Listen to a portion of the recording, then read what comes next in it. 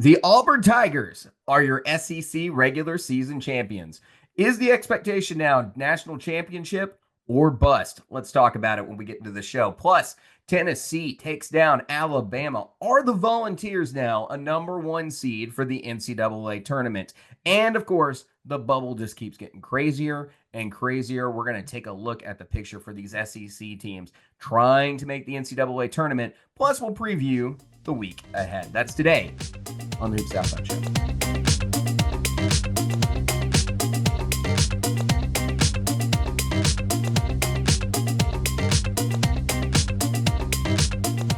Maddie, the season or the regular season is pretty much decided at this point, or it is decided as far as a champion is concerned, as the Auburn Tigers take down Kentucky in Rupp Arena. Let's talk about it here to kick off the rebound. Maddie, your thoughts? Not so much in the game. Like, the game doesn't matter anymore, really, as, Auburn gets the dub. That puts it into the season with 2 games left to spare. Your thoughts on this Auburn team this season? What are you thinking here? We kind of saw this coming from the beginning of the year. Auburn has just been so dominant. SEC, outside of the SEC, they've had a couple mess ups here and there, but that's to be expected from a team. You can't just dominate the entire season, and if you do, that's going in the record books. This season's going to go in the record books. They've played phenomenal. They've still got a full road ahead going into the NCAA tournament, and it doesn't look like they're slowing down anytime soon. Well, this team has just rattled off now one, two, three, four, five, 6 games straight since their loss to Florida at home. The one that we were like, they're overdue for a loss. Mhm. They've lost 1 game this season in the SEC play. They're currently 15-1, and they win the SEC title with 2 games to spare. I mean, if you heard that, you would think that this is, SEC basketball 20 years ago, and that just one team crushed the field today. That's not the case. What the situation here is for Auburn is that they did this in the great, well, arguably the best basketball conference we've ever seen in the sport. We're going to see multiple number one seeds out of this conference, multiple 2 seeds out of this conference, more than likely. Plenty of teams in the top 16. There are national title contenders all through this conference, and then Auburn's out here on top of all of them and wins the championship with breathing room over the next closest team. That's a comfortable position to be in. They took down the preseason favorite in Alabama pretty on the road to get that job done. That should have been theoretically in any other year. You'd probably say, "Oh, that's the loss that they're going to take." We knew Auburn was going to be good this year, but they have exceeded expectations on how good this team is, and they just keep living up and living up to those, living up past those expectations that anybody had. We had this team circled as a potential national title team. We thought that could happen this year. There are trends that suggested that, and this team was well put together. You look at this team, dominating offense, 85 points, 85.4 points per game. Their offensive rating is 123.1, which is second in the country. Incredibly efficient. This team shoots 37.1% from three. They're also over 55% from two in the top 30. And they have the number one offensive efficiency right now in the nation, according to KenPom, and a number 10 defense to go on top of that. And then you want to talk about just how outstanding the players on this team have been. We talked about continuity and experience in this team. 2 of the most important players this season have been Janai Broome, player of the year candidate, leading the team in points, rebounds, and blocks. Consistent performances through multiple SEC games this season, and things like every time you look up, Janai Broome has a double double, or something close to a triple double, even maybe at times. He's played great, and in my opinion, Janai Broome, there should be no comparison to Cooper Flagg. Cooper Flagg will be the better NBA player. Cooper Flagg will be the guy people talk about in the future, and he is probably the most talented player in basketball right now. However, what Janai Broome has done is he has gone through a gauntlet and not a joke of a conference like Cooper Flagg has. And he has been the most dominant player in this conference this season on a team full of other experienced guys that he has shined with.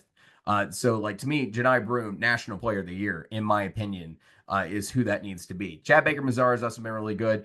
Sharpshooting guard / forward combo who's been great this season. He's been crucial behind the arch. He's also really good on defense and just a little bit, I don't want to say nasty, but he's that kind of dude that the guy you don't want to get in a fight with on a team. Then Todd Pettiford this season has really outperformed the scouting reports that we saw on him. Really good guard, is delivered in scoring bursts at times, and he adds a lot of depth and dynamicism to this backcourt. And then this team also brings in good additions from the transfer portal like Miles Kelly this season. It feels like I'm doing the preview again, but everything clicked. That's why I'm saying it. Everything that needed to happen for Auburn this season worked out for them. They are an exceptional basketball team this year, and they just won the toughest conference in history in the regular season with 2 games to spare.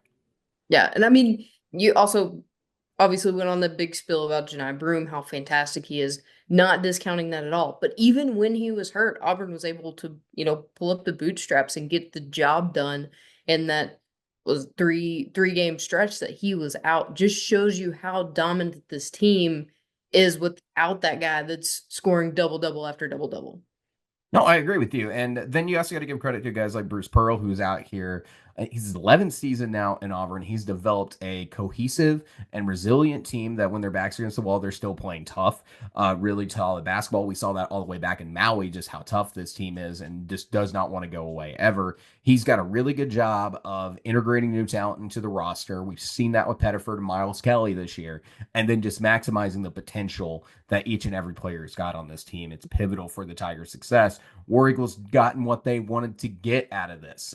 This is a good basketball team that you really got to like going forward. So, Maddie, that begs the question. They're SEC regular season champions. I don't care about the SEC tournament. You know that. We'll get into that a little bit when that comes close to time and why I think it's the stupidest thing in the world. So I don't care who wins the SEC tournament naturally. I think this is the more important championship, and it will always be the most important of the 2 conference championships. But Auburn's got this regular season championship done.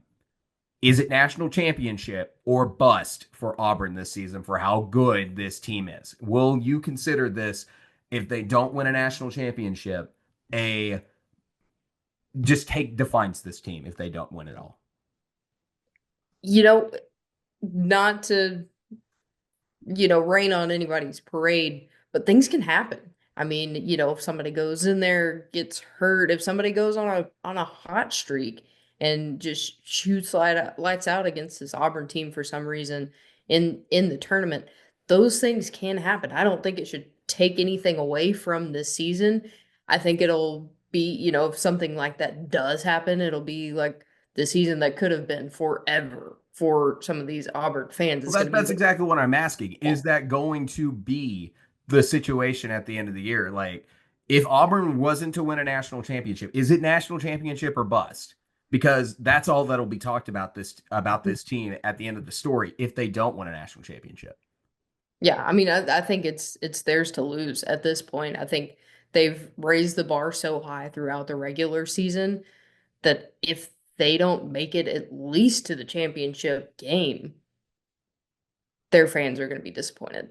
I'm in the mindset if they don't win a national championship, and I mean a national championship, that'll be the story about this Auburn team. Because if it's ever going to happen for Auburn, it's this season. And I don't mean like they'll never put together another good team, but what else do you need? Like, what else do you need? You have the best big man. You have the experience. You have everything that you need. You have good guard play. You have an elite front court. Your defense is top 10 in the country. You have the #1 offense in the country. I mean, I'm going to rattle off some teams here. And, like, let's listen to this one. 2014, 2015, Kentucky goes 38-1. That team had Karl Anthony Towns, Devin Booker, and Claude Stein. They went undefeated through the regular season and the SEC tournament. They had incredible depth and one of Cal's best defensive teams. They lost in the Final Four to Wisconsin. And that is all that Kentucky fans have ever talked about that team again, is what should have been. 1990-91 UNLV running Rebels, 34-1.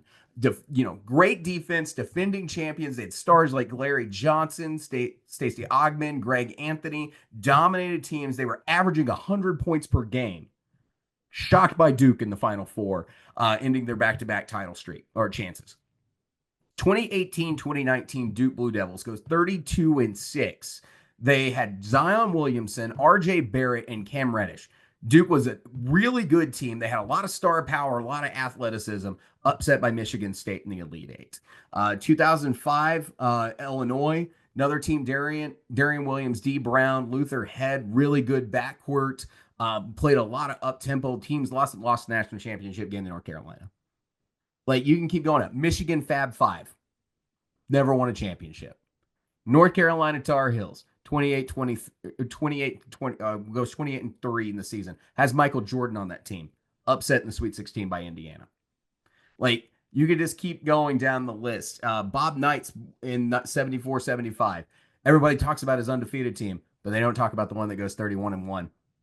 Like, that's the exact same series. The legacy of those teams is that they all came short, like, forever, and it doesn't matter the sensational records and all they talk about is like that team had this, and this, but they didn't win it all.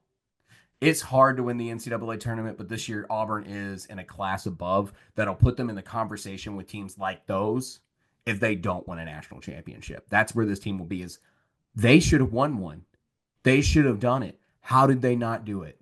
That's the story that will happen if Auburn doesn't win a national championship. In my opinion, this season is that forever that'll be the label on that team.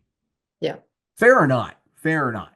That is 1000% fair. I think, like I said, I think that's where they set the bar at, and they've just set their expectations to the highest level. No, I mean, I'm not saying that Auburn fans shouldn't be celebrating, but it is national championship and bust because what this team has done is incredible. It's Mhm. absolutely incredible. And you're right, the bar is so high that they played so well, and there's no one else. No one else after the best team, in my opinion, is not the Duke Blue Devils. I don't think they're a team that's actually going to contend for a national championship this year. It's Houston, in my opinion. Houston is the most dangerous team, and they already beat them in Houston in the Toyota Center back in November. Like, the teams that are going to challenge Auburn's better than. Like, that is the legacy of this team. It is national championship or bust this year for Auburn. I think that's got everything to do with it at the end of the day.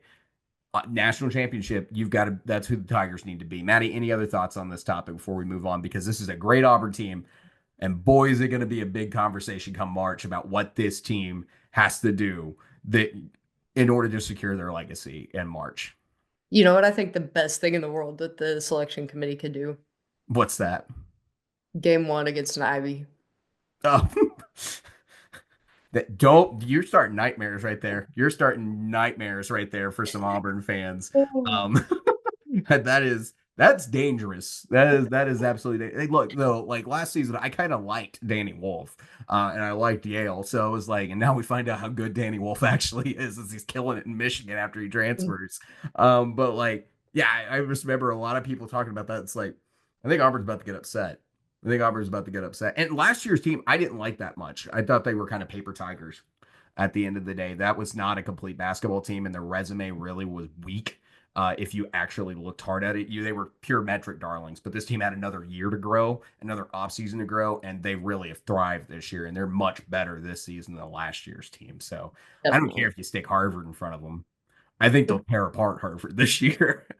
I think they're going to tear apart most anybody that you stick in front of them this Do you, year. do you think it's going to be like UConn a couple of seasons ago where they beat everybody by 20? I think they did that last year too, but like this mean, everybody. I could see it. It wouldn't surprise me. I think what's going to end up happening is that we're going to see a lot of SEC teams in the Sweet 16, and I think they're going to face somebody, a really tough SEC team, and then that game will decide who, like, if in the Sweet 16, right? I go back to the story of like it was the 11 seed LSU Tigers facing the number 1 seed Kentucky Wildcats. Dale Brown's coach of the LSU Tigers. They meet in the NCAA tournament. LSU pulls the shocker in that game. I think Kentucky was the 1 seed. I got to remember the story right, but Kentucky's highly ranked up there, and it's one of Sutton's best teams that he had in Kentucky. And just nightmare happens for that Kentucky team, and it's just nothing goes well at all. At the end of the story, and LSU ends up the victor.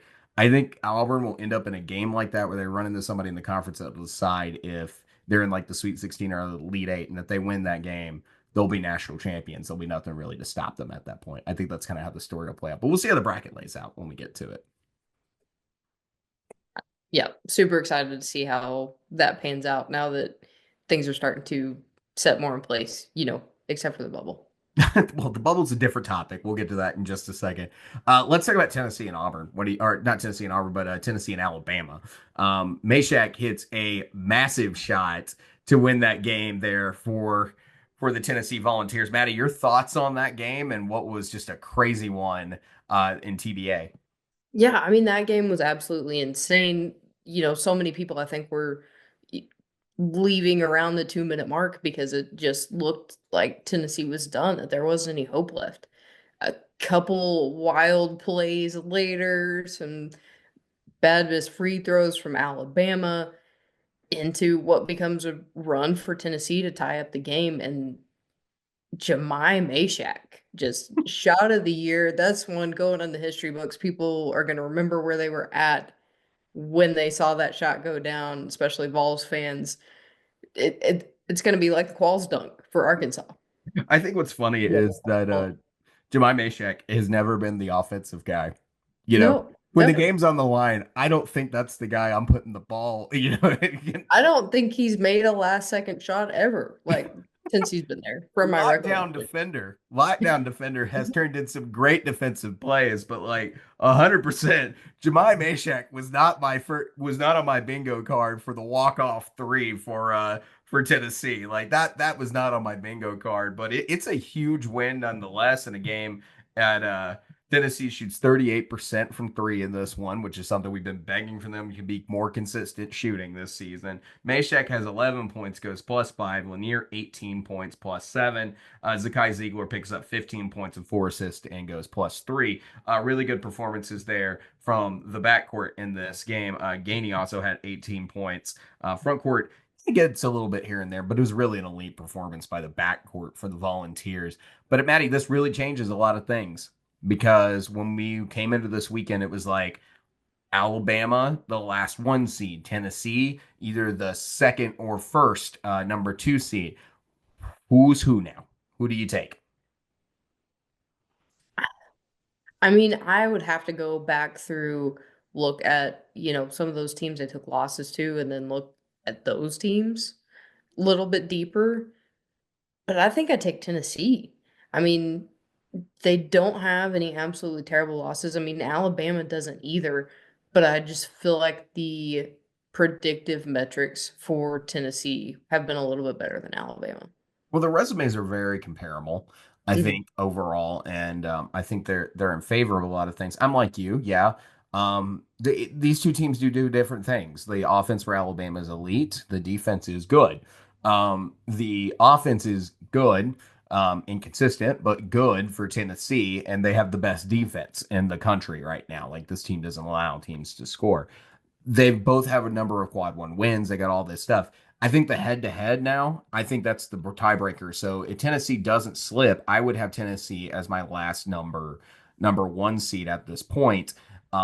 They've been good. They've been consistent. I think they are deserving of a number one seed right now without any other further movement. And depending on what happens in this Wake Forest Duke game tonight, as we're sitting here recording, if they even move up further. But I think Duke's a little bit safer than everybody else that they should take a loss somewhere. We'll see. We'll check on the score here in a bit. But overall, yeah, I think Tennessee is the team that's got it now that they got this head to head here. And I think this drops Alabama into the number one, two seed at this point. Both these teams have strong resumes. They've had strong performances. Metrics are comparable in a lot of different ways. I like it overall. Let's move on to another question because, like, I think this is the question we need to ask. We have Auburn winning an SEC title.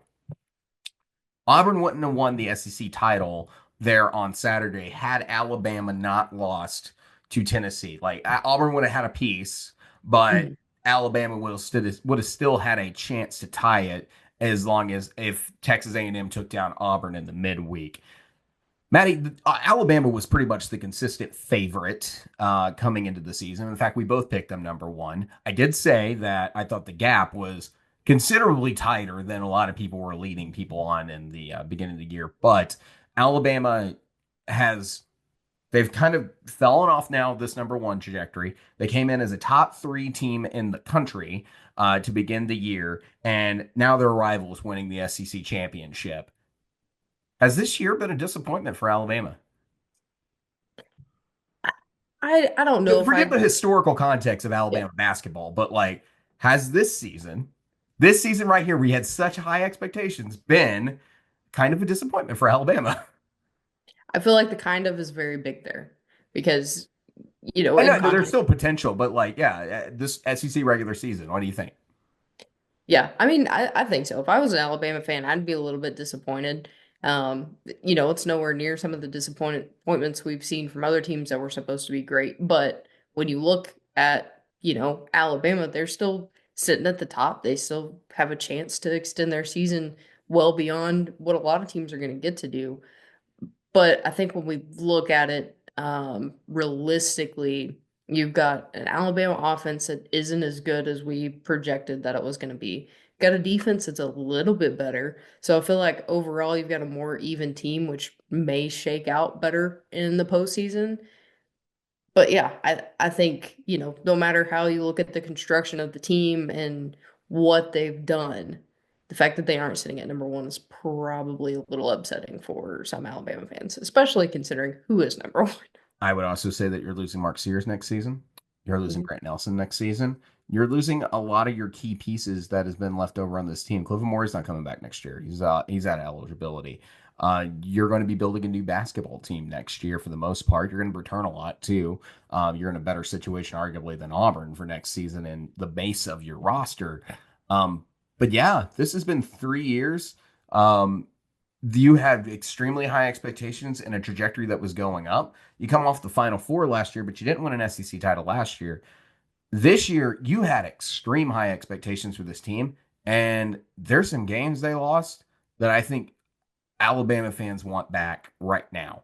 Ole Miss, that was one time. Missouri was another one that they definitely want back. Mhm. And now they have this loss to Tennessee that they needed to win. They needed to win. This Tennessee team, like there's no shame in losing that. There's no real shame in losing to that Missouri team. Do you think Alabama is better than Missouri on a given night? Absolutely. I think if you play those two teams 9 out of 10 times or at 10 times, Alabama probably wins at seven. Like I think they're a better team all around.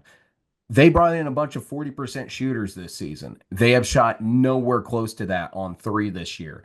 They've had injuries plague this team. They've had players who have had foul problems and just silly moments in games they shouldn't have dropped. It's been that kind of year for Alabama.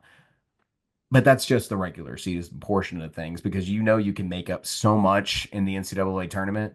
Last year was another time when they did that. Like just ran all the way to the Final Four until they ran into UConn. So as far as this regular season goes, yeah, I do think it's kind of, man, I expected a little better. I really did. But like this year has just not been there. They made the adjustments on defense. The defense has gotten better this year. They brought in assistant coaches to improve the defense this year. They brought in players intentionally to help improve the defense. It just has not been enough this year for them to win an SEC title. And here they are sitting on their fourth loss of the year in an SEC race. Now, at the beginning of the year, we kind of talked, I thought the number was going to be 14.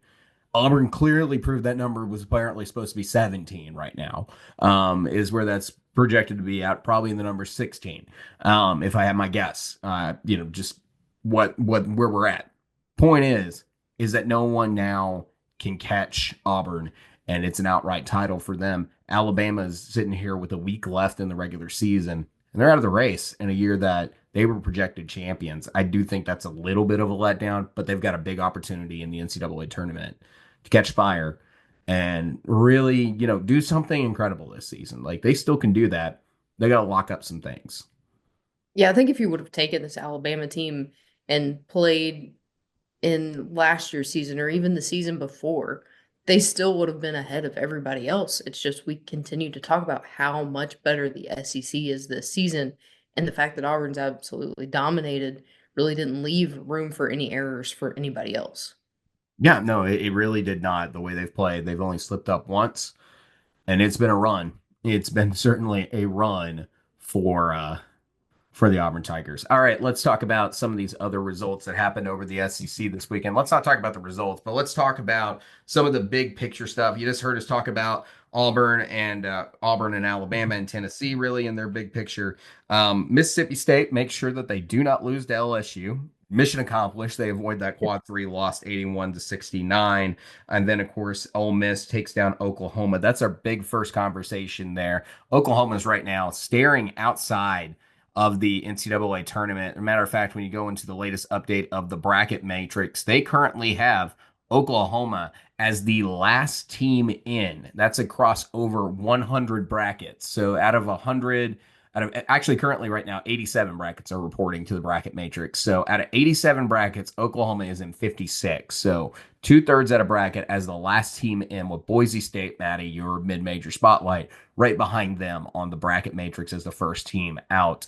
Lost to Ole Miss. They really just need another darn win at the end of the day when you talk about the Sooners.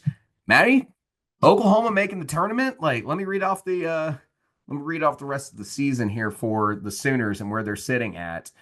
They've got Missouri quad one game opportunity.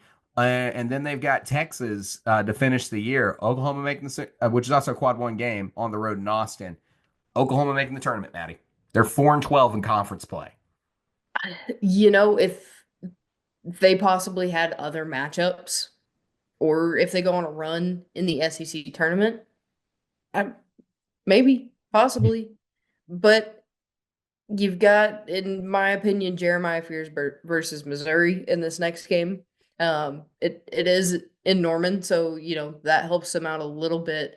But this Mizzou team just feels like a more complete team than this Oklahoma team. They might slip up. We might see a shock here, but with Oklahoma's defense, I don't think they're going to stop Missouri's 3-point prowess. And then the same with Texas. And I could be completely wrong on Texas as well, just because we've seen them have a lot of inconsistencies. So that might be where Oklahoma gets that game back.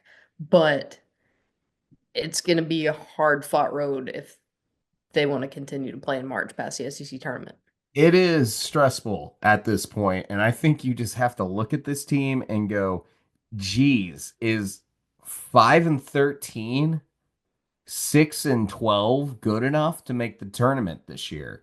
Um, and I don't mean that because conference record doesn't matter, but that's not really the best record you possibly could have in the even in a conference where every game's quad one and quad two. And then I take that a step further, and they've got this quad three loss to LSU. They're good. I would put them in, but it's almost gross to put them in at this point. Like, and they got to get some wins. They really do. And there's some stressors coming their way. But I just really feel that way about Oklahoma, is that they're good enough with wins over Arizona, who is 10th in the net, and then wins over Louisville and Michigan, who are top 25 in the net. Road wins over Arkansas, and then a home win against Mississippi State, who's top 30 in the net. Like those are respectable wins. They're 5-10 in quad one games. They played 15 quad one games this year. That's a lot of big time basketball. They're 3-1 in quadrant two, where they're solid. That gives a combined record of 8-11, which is not bad in quad one and quad two. But they gotta win. They gotta beat somebody. I think they need to beat Missouri or Texas to continue to improve that, because there's just a lot of losing that's happening here. And I think from a human perspective, because the computer isn't the thing that puts you in the tournament, it's going to make your argument for you on that resume sheet. I think to a human perspective, there's a lot of people on the committee who might be sitting there going, that's a lot of losing. Yeah, that's totally fair. And like I said, we've seen this Oklahoma team, catch fire and beat some teams that they're not supposed to. So, that's one aspect of it.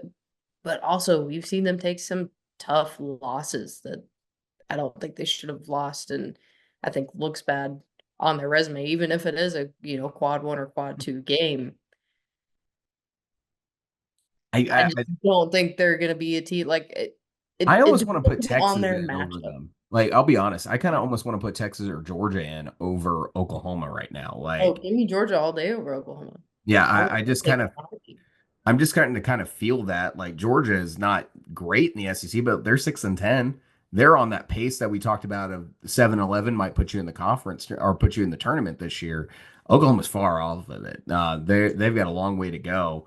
And then also Texas. Texas is not, Texas is underperformed, and we're going to talk about Texas more in a minute. But like they're projected to go 6-12, but if they upset Mississippi State, they're looking at 7-11 also. Like Mm.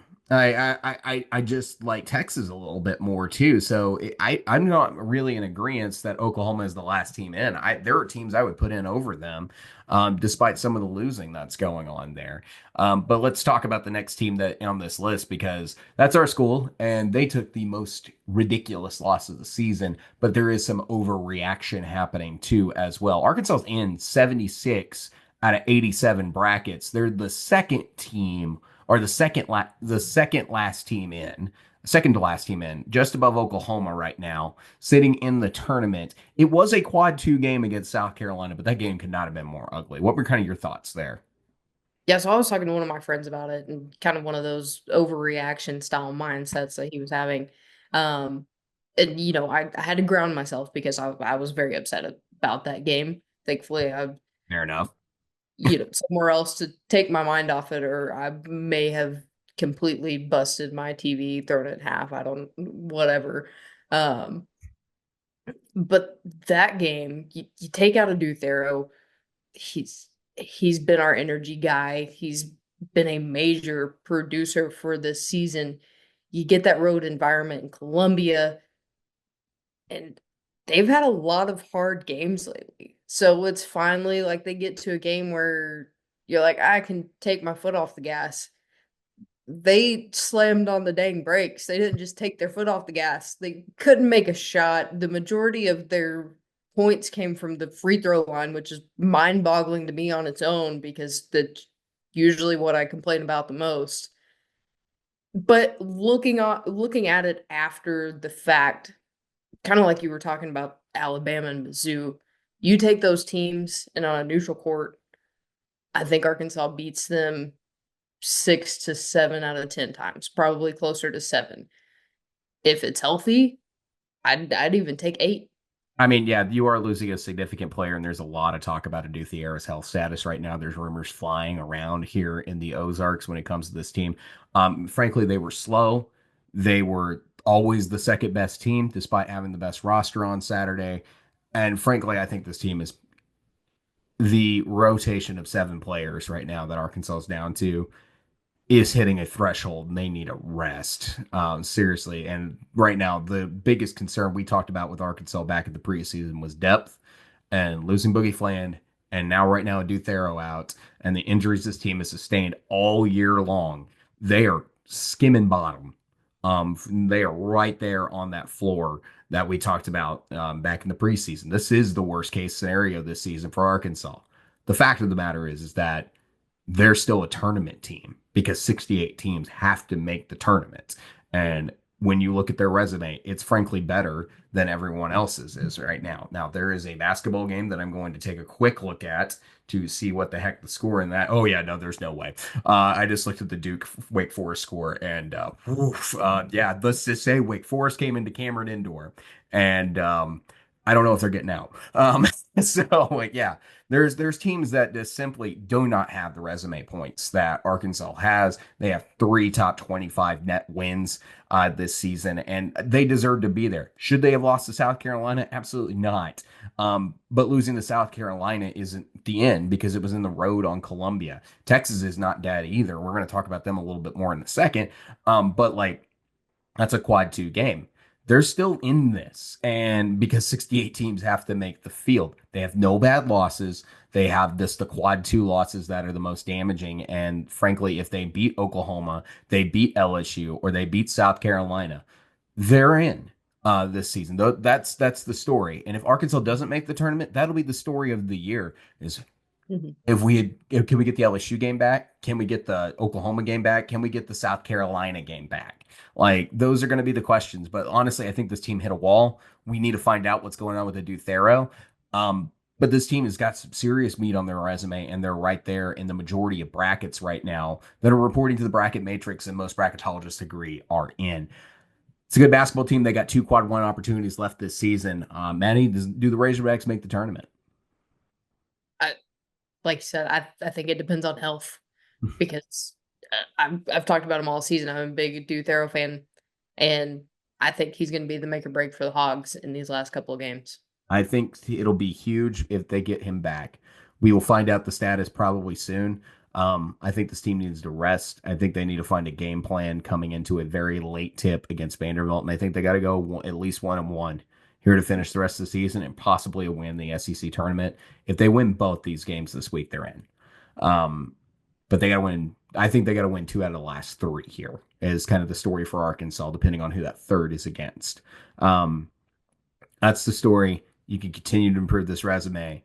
There's nothing damaging left. The season is in your favor. You just got to go win some basketball games. And I don't know, load up on some electrolytes and coffee, man. Get these guys the rest they need and just figure out a game plan to finish the rest of this year. You got one game in Bud Walton and you got one game in Memorial. And oh boy, we'll talk about the Memorial one later. But yeah, Arkansas has got a good enough resume. The Nets slipped this weekend. It was an embarrassing game. They can still pull themselves into the field. They just have to win. That is their story. They just can't take any more devastating blows. Everything else is quad one right now. Mhm. So a win probably sets them up. An addition that'll get them to 7, which we were talking about might be good enough to make the tournament. One more win, that is a lot of quality wins on a season for a team in the SEC. We've seen teams that get in with only 6 good wins. So Arkansas sitting right now with 6 good wins. They have that 7 to push them over the edge. I think Arkansas's in. That's going to be a tough, tough point. And then you're just going to be watching all through what's going to be conference tournament madness to see if anybody steals a bid and how that's going to shape out the rest of the way. Let's talk about the teams who are out right now according to the bracket matrix, and let's start with actually let's touch on Georgia real fast because Georgia deserves the credit. They're in. Do you think the Georgia Bulldogs are in coming off a 2-0 week here, beating Florida and then going on the road to win in Austin? Let's talk about the Bulldogs, like who have been just simply great all of a sudden. And we said they need some wins. The Bulldogs need some wins. Georgia needs some wins in order to make this thing happen. Quad one win against Florida during the midweek, and then a quad one road win against Texas on Saturday. Maddie, you're a number one under the radar team in the SEC. What do you think? Are they locked at this point? Let's go dogs. I mean, I feel like you don't really have any bad losses for Georgia. You've got some excellent wins, and just considering where a lot of people thought that they would be or where they wouldn't be is really the case you want to make. But as we always talk about, some of these bottom tier SEC teams would be running away in other conferences. And Georgia's one of those teams. I think you put them up against any other team in any other conference, and they're gonna win 7 to 8 times out of 10 Look at what this because team's done. they're Look at what this team's done. Not only do they have no bad losses, they don't have a quad two loss. Like they are 3-0 in quad two games. Their only losses this season have been in quad one. They're 4-11 in quad one games. But listen to those four are St. John's, 19 win, or number 19 in the net. Kentucky, number 15 in the net. Florida, number 4 in the net, and now a road win against Texas. That's 3 quad 1A victories and a big one in Austin. Like, let's get real. Georgia, they're in, and they're probably in that 8-9 conversation. They went from out to almost locked in a matter of seconds. A matter of bracket matrix has them as an 83 out of 87 brackets at this point. The dogs are in. Like they should be partying right now. Like this is gonna break a 10-year streak, and what these last 2 games did. Now they got a dangerous game about to come up because they got to go to Columbia next. And that place lately has just not been the thing that bubble teams have really enjoyed. It's the trip to Columbia to kind of challenge their season, and then they close the season out in a home game against Vanderbilt. Kind of a wild stretch there. But yeah, it is the tale of two games here for the Georgia Bulldogs and just how much they've turned their season around. But Maddie, we got to talk about Texas. They're 4-9 in quad one. They're 2-4 in quad two, losing record there. They're 46th in the net, one step above Arkansas, but they're 5-11 right now in SEC play with 2 games remaining. One quad one opportunity against Mississippi State and a quad two game against Oklahoma. They've got good wins against Missouri, Texas A&M, and a good one against Kentucky. They're at home. Those are some pretty significant wins, and then the road win against Oklahoma round out that quad one resume there. What do you think about Texas? Do you think they're getting in at this point? I think they got to win out to get in. I think they need 2 more solid wins. I don't think they can take any more quad two losses. So I think the Oklahoma game is very, very important. And that Mississippi State game, if they get a win there, is what puts them in. I think personally, like they need to beat Oklahoma and then probably an SEC tournament game. Like I think that would do it for them to get them to that seventh game, and then they're sweating it out in on Selection Sunday if they don't beat Mississippi State or don't win two in the SEC tournament. So I think they got to win at least. I think 3 games they need to win. They can win like 3 out of 4 or something like that. Like I think that's the situation here for Texas, but that Mississippi State game would be a big help. But you're right. I don't think they can take another quad two loss. That would put them 2-5 in quad two games. And what's a weak resume to begin? They had a relatively weak non-conference that's doing them no favors, and they got no help from UConn, who's currently a quad two game. Who would have ever thought UConn would be a quad two game for a team? But yeah, they just have not that much help happening in their quad two. They have a losing quad two record and a weak non-conference. So yeah, I do think that Texas has got to win some games. But Maddie, if Texas doesn't win or doesn't get into the NCAA tournament, we talked about it. There was some rumbling. It's gotten louder. Got really loud on Saturday. Maddie, does Rodney Terry lose his job if this Texas team does not make the NCAA tournament? I mean, from what, we've talked about and what I've seen, Texas fans are after his head. And I mean, yeah, the expectation's a little bit different when you go from a very winning coach that may not be the best person morally, but anyways, Most fans have objections right now to that. Anyway, continue. but he was going to win a basketball games. They kind of picked the next man in the lineup, did some, Friday Night Lights TV series stuff there. And, took a chance, got some wins. So Rodney Terry, I don't feel like has been terrible, but I think Texas wants more, especially going into the SEC, this being their first season.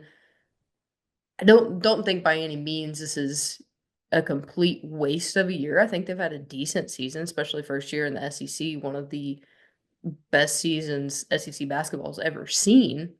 Another one of those, if it was in a different conference, they might be running away with it. But we're in the SEC.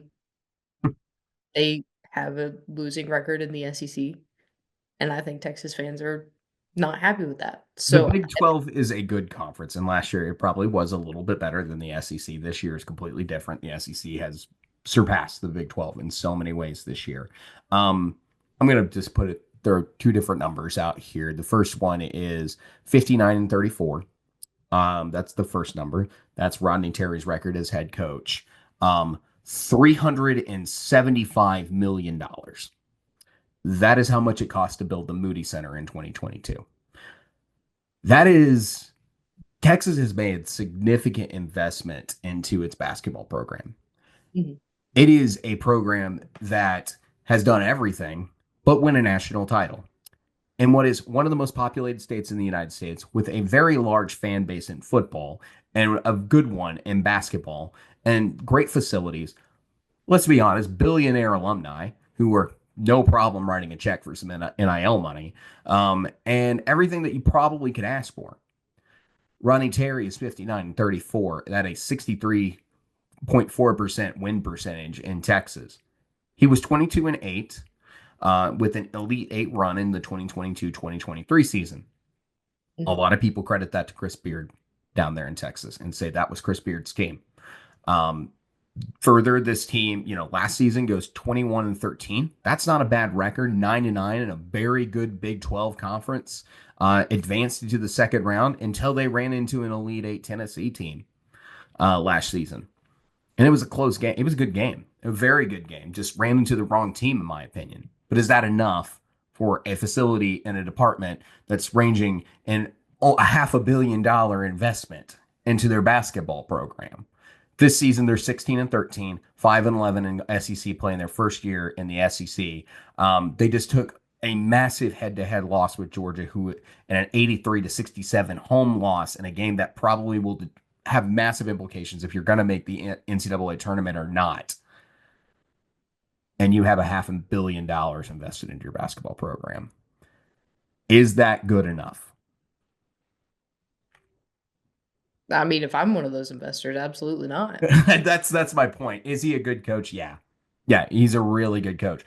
If he does not make the tournament this year, if Rodney Terry does not make the tournament this year, and then you have a lot of fans saying that first season a head coach with Rodney Terry being the head Longhorn, then they're giving the majority of that credit to Chris Beard. Yeah, I think a lot of Texas fans are sitting there looking. Maybe it's time to look at who the next coach needs to be for the Texas Longhorns. And I think that's something that can certainly happen. They're a big time program. I think they're a little overhyped in just how where they sit in the college basketball world, but they got $500 million invested in that program. They want to see regular 25 win seasons and being in the top five in whatever conference they're playing in. That is the expectation, and they want to see some deep runs in March. Yeah, I do think Rodney Terry's sitting on the hot seat right now, and that seat gets turned up to about, what's cooking temperature? 350 degrees in the oven. Yeah, if he doesn't make if you don't hear Texas Longhorns, 11 seed Texas Longhorns on Selection Sunday. That's fair. Let's talk about some of the big games this week, Maddie. This is going to be a little bit different for our fans because, our listeners, because, frankly, the SEC chase is over. There are a lot of teams who everything is going to depend on how things go in the SEC tournament for the rest of their season. So let's just frankly talk about the most important games of the week and how we're going to center that around. I picked out 6 good ones. Let's give some quick impressions here. Maddie, let's start with Auburn versus Texas A&M. I'll go to KenPom first in this one. Auburn obviously expected to win this game. KenPom has it 77-70. Auburn at 73%. What are you looking for? What are your thoughts? And then we'll go to the picks. First initial thought looking at the home team in A&M, I'm going to say rebound fest. But when you've got Auburn on the other side of the floor shooting the basketball, there aren't going to be many rebounds for A&M to pick up unless they're offensive boards. So, I'm looking for maybe a step up from some A&M perimeter defense to try and mitigate their losses here against this Auburn team because that's where they're going to be looking is get that score up because they know A&M, like you like to say, can't throw a beach ball in the ocean some days. I mean, they're not good at shooting. We know they're not good at shooting. They got to have some guys play better efficient games. You can't have Wade Taylor going 4 for 16 out on the floor, but he's hitting some big threes, baby, and getting to the foul line a lot. You got to have some efficient performances because the team you're playing is frankly really good at it. I do think there is a little bit of chemistry for a hangover after winning a championship. You're going on the road here to College Station against a very good defensive team. I can totally see a slip up, and I thought that this is one that this might happen as well. So we'll see if that is the case. Texas A&M plays a really good game, and don't forget Texas A&M. They're in the chase trying to get a 2 seed as well. This is a good basketball team. It's always crazy for me to see just even on KenPom, a top 25 team in KenPom sitting here, a 73% dog on their on according to the computer on their home floor. So I expect a little bit out of them. Let's watch the rebounding. Let's see the efficiency that Wade Taylor and Zerk Phelps could bring. Let's see kind of the fight down low on that game because that is a lot of guys who can rebound and is good at rebounding as well. So I'm gonna watch this one with great interest, but I'm a little bit on the. I think something crazy is gonna happen. I'm gonna take Texas A&M. Who are you gonna go with? I'm going to go with Auburn, but I'm interested in that and definitely looking forward to that game. Yeah, I think See. that one's going to be one of the crazier games that we look at. I I don't know. I've just had a feeling about that one for a while. So then just kind of my thought process. Let's go to the next one here. Florida's going to Alabama. Maddie, Florida's been an excellent basketball team this year, but Coleman's been rocking, and Alabama's, of course, coming off that tough loss. What are you looking for? What are you thinking? I'm thinking bounce back game here for Alabama. Nate Oates has got to get his team back in gear, especially coming off a loss that, quite frankly, they probably shouldn't have lost.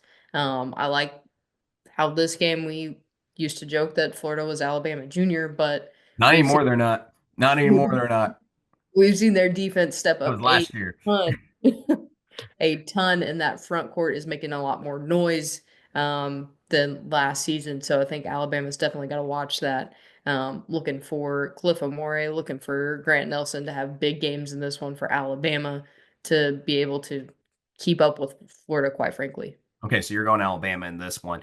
Kim Palm's got it going 88-87 to Alabama at 51%. This is a better coin flip. This is going to be one of the most entertaining games of the weekend. Really good offenses here. I love the backcourt matchup when you talk about Mark Sears, LeBaron Filan, all these great guards. Aiden Holloway that Alabama's got going against Elijah Martin and Walter Clayton. I do think there's a little bit of an edge in the front court with Florida. I think their front court's a little bit better than Alabama's, but at home court, I expect a really tough battle. I'm kind of like you. I'm kind of leaning that Alabama bounces back, but I'm actually going to go Florida here. I'm going to go against the grain here. I think Florida's in a run right now for if we're not for a top seed in the tournament, and also I think they're a little bit better on the defensive end of the floor, and I think that'll travel a little bit. Let's go to the next one that we circled here for talking about this week. Georgia at Carolina. Can't lose this one, Maddie. This is a crucial game for the Bulldogs. I just wrap that one up real tight, real fast. This is an important game on the bubble. Georgia's in comfortably with the win against Carolina. Texas is taking on State. They need it. Absolutely important one there. Rodney Terry, we just talked about his job being on the line. They've got to get some wins together if you're Texas. Arkansas travels to Vanderbilt at 9 o'clock at night. Are you kidding me? This is the craziest tip off I'm time in bed. in Nashville. Yeah, that one's going to be super late for the Razorbacks, but it's a game they need to bounce back in. Cal said burn the tape. I would agree. It's a burn the tape kind of weekend for the Razorbacks as they need to get this win against Vanderbilt. Then Missouri playing in Oklahoma. It would be a huge win for Oklahoma if they could upset Missouri. Maddie, just give me your picks really fast on those. Yeah, give me Georgia. I like the front court there against Carolina. I think they're a better, more efficient team. Going to Texas at State, I think Mississippi State's got a little bit of an edge there on the defensive side. I think they're going to be able to slow down the scoring prowess of the Longhorns. Arkansas at Vandy. I wanted to go one way, but Memorial Magic's pulling me the other. Give me Vanderbilt in that one. And then I'm taking Mizzou on the road. I just don't think Oklahoma's equipped to handle them. Yeah, I'm going to go Georgia as well. They've been good in quad two games this season. It's been tough away from home, so I'm going to watch that one with interest in the way that Carolina's been playing lately in Columbia. I'm going to take State against Texas. I'm going to take Vanderbilt over Arkansas. I don't push anything past Mark Byington at this point, and he's been good at home. So I'm going to watch that one with a lot of intrigue as well and see what kind of response we see out of Arkansas. And then I'm like you, Missouri, better defensive team than Oklahoma. I think that's going to be the way that goes. That's a rough weekend on the bubble overall with Georgia, week on the bubble overall, but I'll be surprised to see who really the upsets are and how everything else plays out. Maddie, it's been a heck of a conversation. I hope folks really enjoyed this different format we're doing right now since we're a little bit more away from the chase of an SEC title and going a little bit more toward March. You called it fan friendly. I think that's, listener friendly. So like guys, thank you so much for listening or watching and listening today. If you haven't already, please like and subscribe to the Hoop Southbound Show. We greatly appreciate it. And we will catch you guys in the next one. Also, shouts to Chasten for our cool Hoop Southbound logo. Absolutely. That thing's cool. Very cool. You sent me that. And it's like, yeah, we'll see if we You'll get yours. He had to reformat it, so see you guys. See you guys this thanks weekend. guys. Have a good week.